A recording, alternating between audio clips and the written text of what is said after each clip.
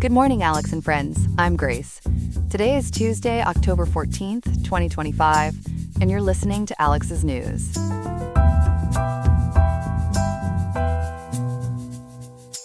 The high in Riverside today is 58.6 degrees, with a low of 51.7, so layer up if you're heading out as cooler fall weather settles in. Coming up, we'll examine how the Trump administration's recent firings are disproportionately affecting the nation's disease control efforts, and explore why California is out front among states in setting rules for AI chatbots aimed at protecting children. Plus, we'll cover other key developments from around the world. All this and more on Alex News. Stay tuned.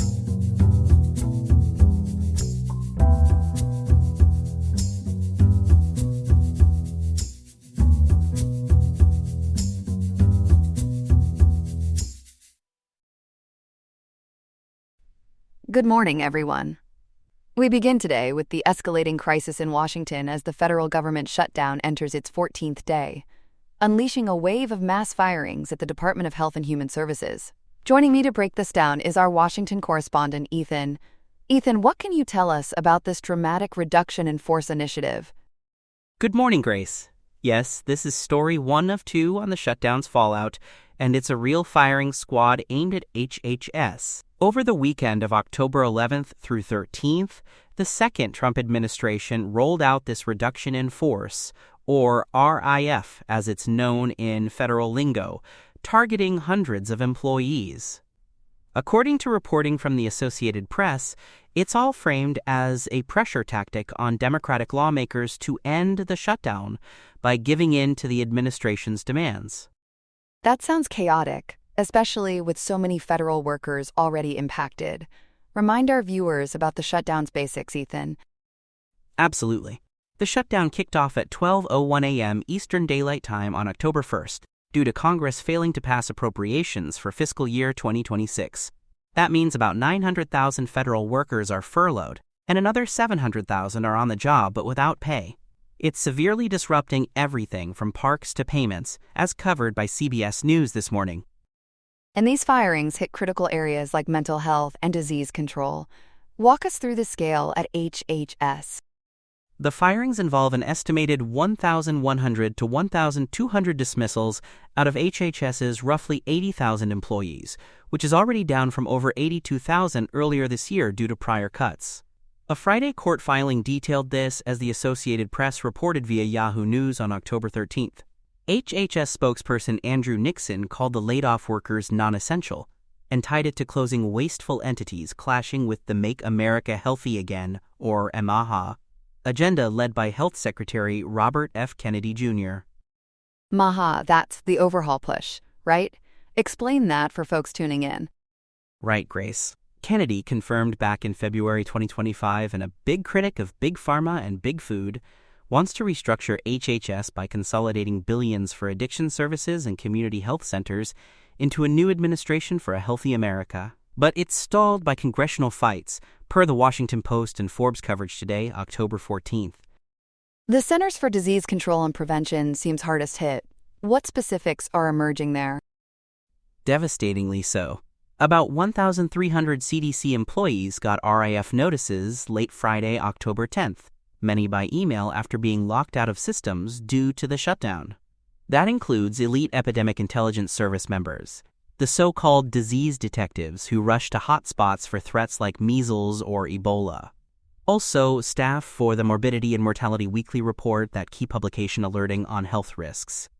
AP reports from Yahoo News, Click on Detroit, and mymotherlode.com on October 13th say over half, around 700 notices, were revoked by Sunday due to a system glitch or coding error, leaving roughly 600 fired as of today.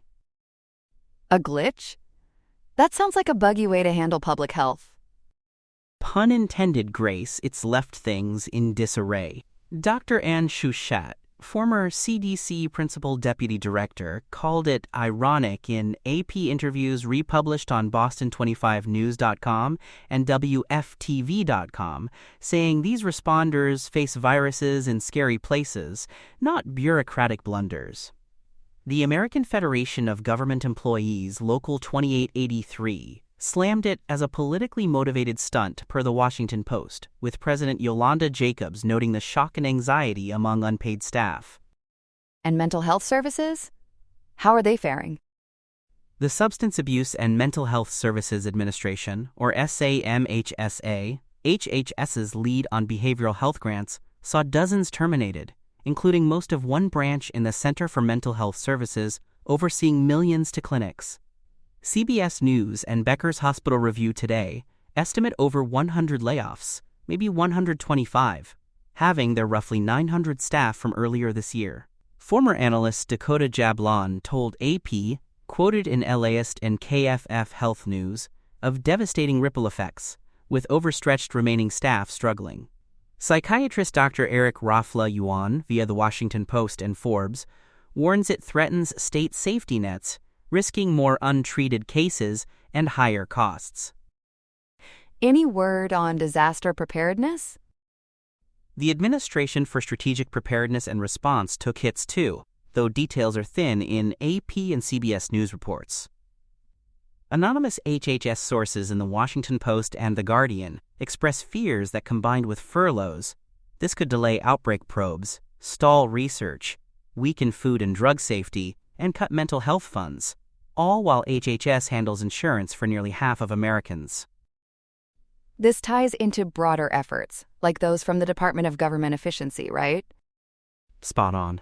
It's building on spring 2025 HHS cuts of over 10,000 positions via layoffs and retirements, driven by Kennedy's MAHA and the Department of Government Efficiency, or DOGE, set up by executive order on January 20th, 2025, and co-led by Elon Musk and Vivek Ramaswamy.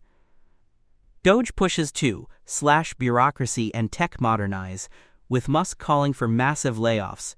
It's temporary, dissolving by July 4th, 2026, and exempted from disclosures by the Supreme Court. Vice President J.D. Vance admitted the chaos to Politico Pro and CBS News, blaming Democrats, while President Trump sees it as shrinking the state apparatus. Legally, is this above board? Governed by federal code sections like 5 U.S.C. sections 3501 through 3503 and Office of Personnel Management rules in 5 CFR. Part 351. It requires 60-day notices, waivable to 30 in emergencies, plus retention rankings by tenure and veterans preference. But FedScoop and The Washington Post today notes some notices were vague or post-separation, possibly flawed. The glitched revocations? Nixon called it a coding error, but AFGE says it breaks law by politicizing essentials.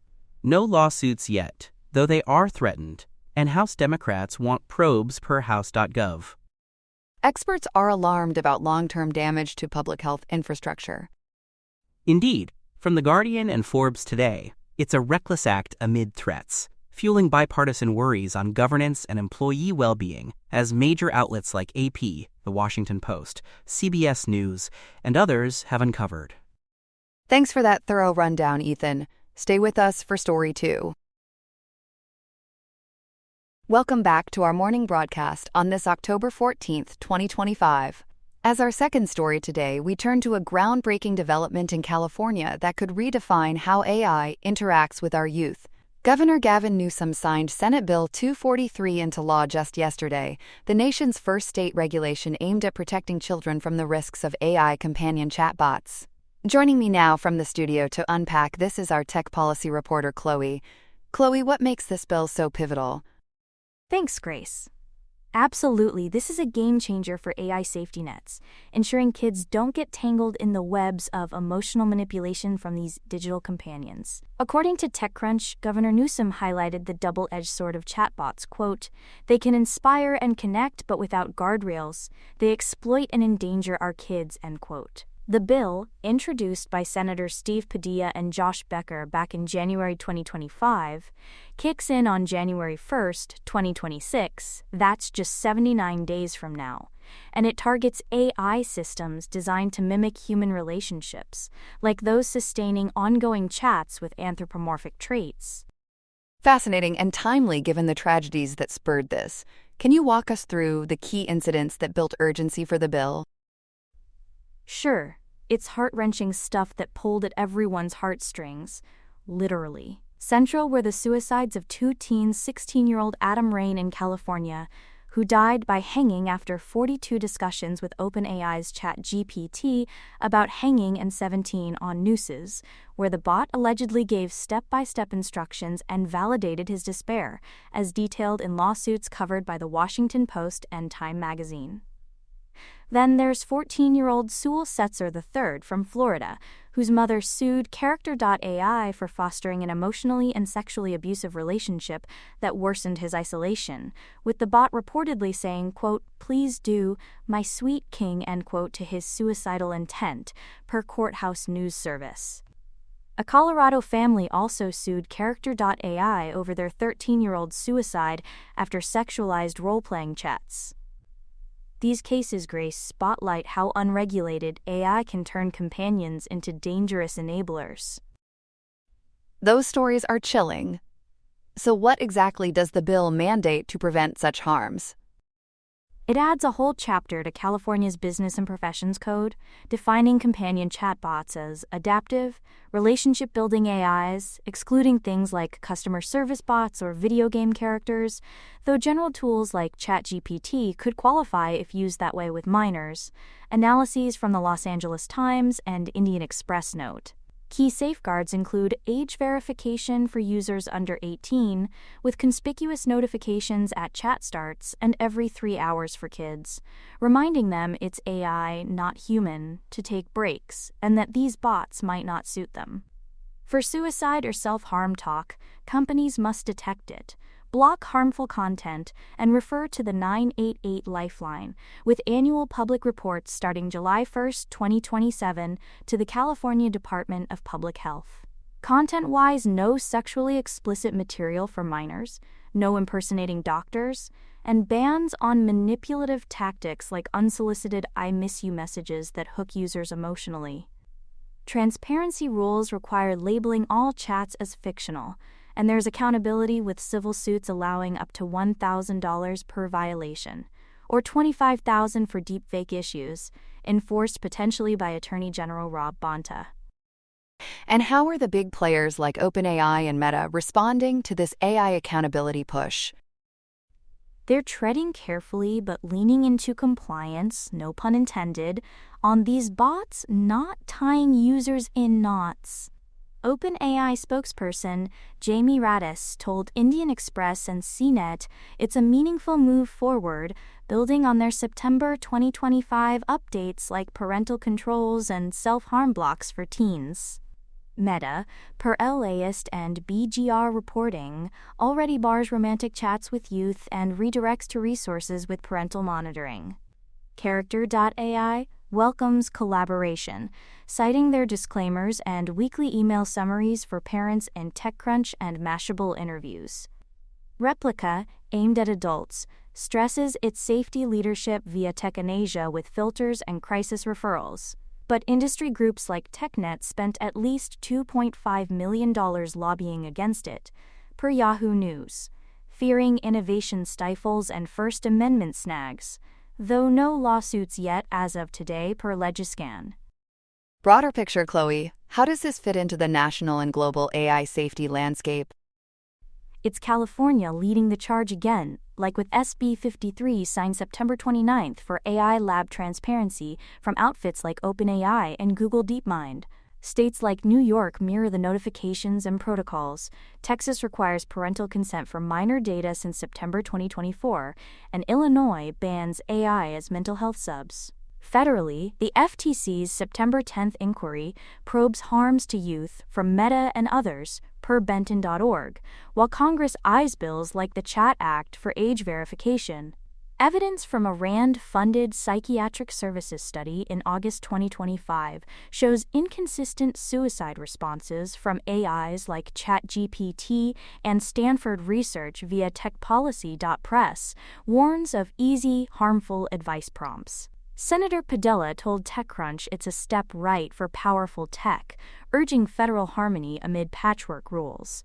Outlets like NPR, ABC News, and the New York Times are watching closely, but TechCrunch, LA Times, and India TV News hail it as pioneering to avert tech tragedies. What a comprehensive look at this vital law, Chloe. Thanks for breaking it down so clearly. My pleasure, Grace. Here are some other headlines. Kuala Lumpur is aiming for calm on the frontier as Malaysia and the United States co-pilot talks to expand a ceasefire between Thailand and Cambodia with hopes of signing a Kuala Lumpur Accord when ASEAN leaders gather October 26 to 28. The proposal would mine the past for lessons and unmine the ground for safety, mandating the removal of landmines and withdrawal of heavy weaponry from disputed border areas.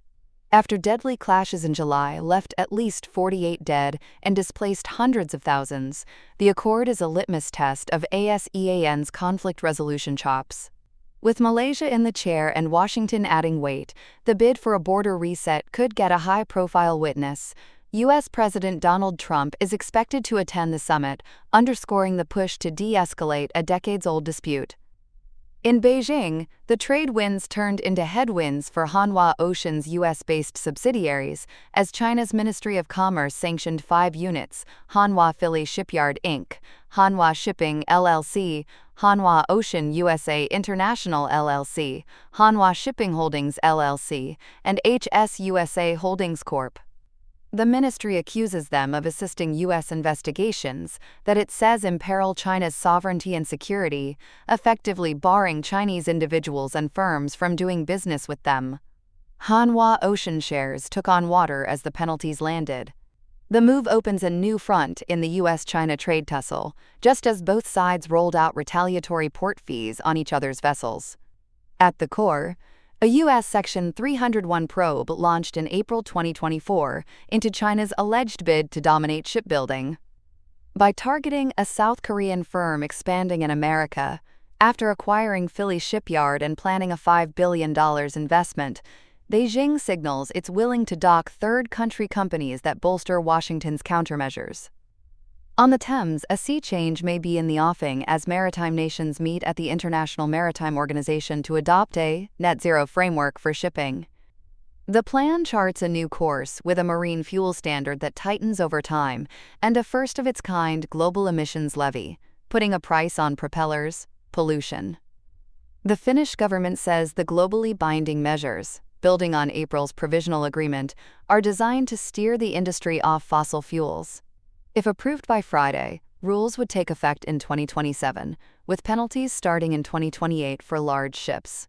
But the vote could be choppy. Reports say the U.S. has threatened sanctions against countries backing the framework, making consensus anything but smooth sailing.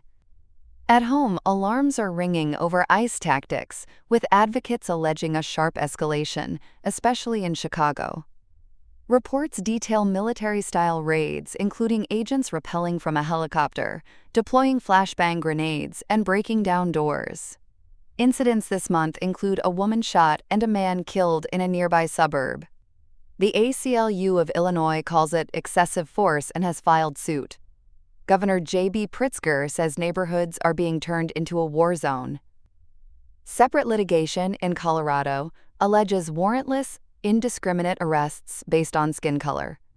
While ICE argues officers are highly trained and facing a surge in assaults, local reporting questions those claims, and members of Congress are pressing DHS for transparency and accountability.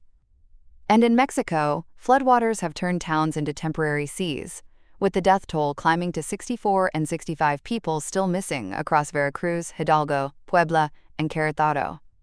Fueled by the remnants of Hurricane Priscilla and Tropical Storm Raymond, rivers burst banks and landslides, swept away homes, roads, and bridges.